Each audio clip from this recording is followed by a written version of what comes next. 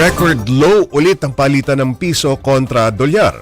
Sumadsad sa 60 pesos at 30 centavos ang halaga ng piso kontra dolyar. Ito na ang pinakamababa sa kasaysayan ng bansa. Samantala dahil sa patuloy na pagtaas ng presyo ng langis, isang civic group ang inihirit na amyendahan na ang oil deregulation law.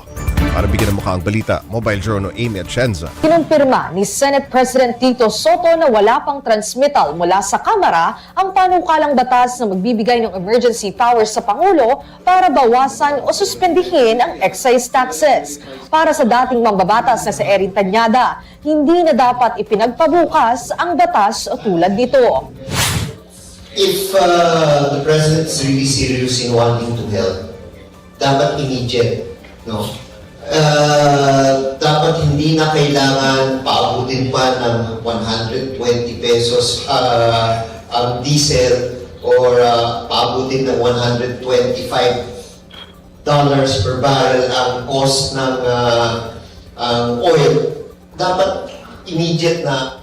Ito rin ang sentimiento ng kasama nilang si Attorney J.V. Bautista. May epekto rin daw kasi ang mahal na langis sa presyo ng basic commodities tulad ng pagkain, kuryente at transportasyon. Kaya naman kayo, naghihirap na yung taong bayan, di ba? Pinapasan ng mga ordinaryong manggagawa at mga driver sa transportasyon. Pagkatapos itong napakaliit na bagay, aalisin nyo lang ito.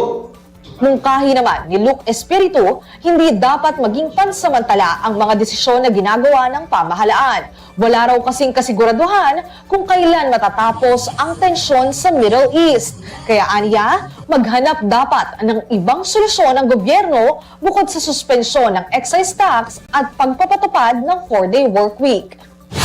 I-revisit kayo natin ang oil deregulation bill. Yung buong problema kung saan sirit ang presyo ng langis. Suportado rin daw ng samahan ang isasagawang protesta ng transport groups na Piston at Manibela na nananawagan sa increased fare hike at dagdag ayuda. Kasunod yan ng pagsuspinde ni Pangulong Bongbong Marcos sa dapat sanay taas pasahe sa mga pampublikong sasakyan. Mga kapatid, Mobile Journal Amy Atienza po, hatid ang muka ng balita.